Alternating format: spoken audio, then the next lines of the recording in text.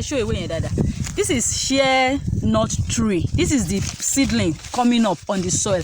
Naturally, it has a growing belt where it grows, as in the natural belt, as it has a specific belt where it grows by itself, as in Central Africa, West Africa.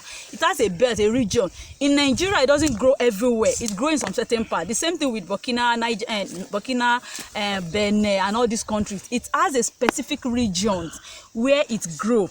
And unfortunately, in those regions where it grows, most farmers, they cut it off. We destroy. You can see the seedling. See this one growing by itself. This one, they grow by themselves. Nobody planted it here.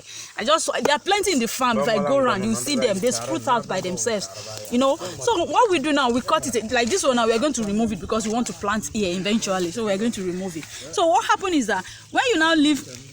Okay, what happened is that these trees now, you find out that we cut it off and destroyed it. Why in Americans, in USA, in other countries, they've been trying to establish this tree in their country because this shea nut tree is very, very important. It is a cash crop. For instance, from these trees alone, we make shea nut. The shea nut, we get shea nut. From this tree, we stay 20 years before it can fruit again. 20 good years before it will ever fruit again. Before it will fruit, it will start fruiting. So at that 20 years, that's when we start dropping nuts. And the nut is what we use to convert to shea butter. You know the shea butter that you use for your hair, you use it for your skin, to remove spot remover and everything.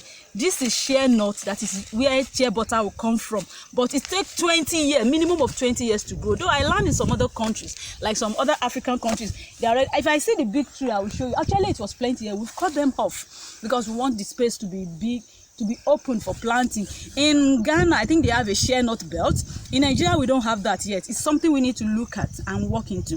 When I traveled to Burkina Faso, I saw a lot of shea trees, big ones, big trees in Burkina Faso. So, like I said, they said if I move this, it's not going to. If I move it from here to another place, it's not going to survive. It's grown naturally where it grows. But I'm believing because I know there are some seedlings they are producing in some other places. So I'm hoping, I'm believing. Maybe I should try to nurse some of the seeds so that I will see if they can germinate, or the seedling. I'm trying to get some seedling actually from Ghana or some other countries so that we'll see if we can propagate them right here and create a small shea belt. Honestly, this is an interesting topic and this is something somebody should look into.